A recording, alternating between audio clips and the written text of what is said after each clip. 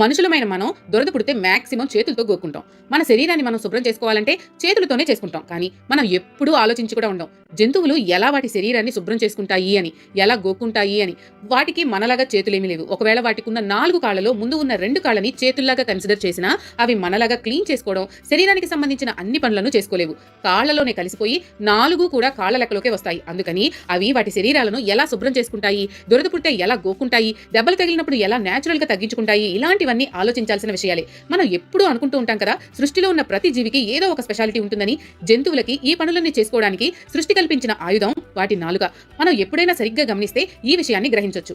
జంతువులు నీటిలో మునిగి ఒడ్డుకు వచ్చి ప్రశాంతంగా నింపాదిగా పడుకుంటాయి. అలా పడుకుని హాయిగా వాటి శరీరాన్ని అవి నాలుకతో నాకుంటాయి. దాంతో శరీరానికి పట్టి ఉన్న మురికంతా పోతుంది. జంతువులు నాలుకతో వాటి శరీరాన్ని నాకుంటాయి, వాటి బాడీని అవి అలా శుభ్రం చేసుకుంటాయి. కాబట్టి నేను కూడా అలా చేసుకుంటా అని మీరు అనుకోవద్దు. వాటి ఇమ్యూనిటీ పవర్ వేరు, మనుషుల ఇమ్యూనిటీ పవర్ వేరు. మనం కనుక అలా చేస్తే ఇక అంతే. అదే అండి నేచర్లో ఉన్న బ్యూటీ అంటే. ఒక్కో జీవరాశికి ఒక్కో స్పెషాలిటీ. ఒక్క క్లీనింగే కాదు, దురద పుట్టినప్పుడు కూడా అవి నాలుగుతోనే గొక్కుంటాయి. దురద మాత్రమే కాదు, వాటికి ఏదైనా దెబ్బ తగిలినప్పుడు గాయాలు అయిన చోట ఆ గాయాల్ని అవి తమ నాలుగుతో నాకుతాయి. ఎప్పుడైనా మీరు అవకాశం దొరికితే ఇలాంటివన్నీ గమనించండి. అలా కేవలం నాలుగుతో నాకి వాటి గాయాలు మానిపోయేలా చేసుకుంటాయి అవి. వాటి లాలాజలంలో యాంటీబాడీస్ ఉంటాయి. అవి వాటి గాయాల్ని నాకినప్పుడు లాలాజలంలో ఉన్న యాంటీబాడీస్ గాయాలలోని వైరస్ ని నాశనం చేస్తాయి. గాయాల ద్వారా శరీరంలోకి ప్రవేశించబోయే ప్రమాదకరమైన బ్యాక్టీరియాను, వైరస్ ను ఈ విధంగా అవి సంహరించి వేస్తాయి. లాలజలం అంటే సలైవా అని అర్థం. జంతువులు నాక్కున్నాయని దెబ్బలు తగిలినప్పుడు మనం కూడా మన గాయాల్ని నాక్కోకూడదు. అనవసరమైన ఇబ్బందులు పడాల్సి వస్తుంది. జంతువులు వేరు, మనం వేరు. మనం అలా చేయకూడదు. అలాగే దురద పుడితే నాలుగుతో నాక్కోకూడదు. సృష్టిలో మనం ఎలా ఏర్పాటు చేయబడతామో అలాగే ప్రవర్తించాలి.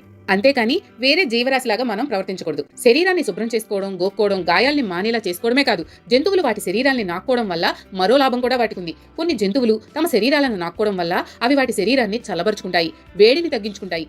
ఈ విషయంలో జంతువులలో ఒకటైన ఏనుగుకి ఒక స్పెషాలిటీ ఉంది.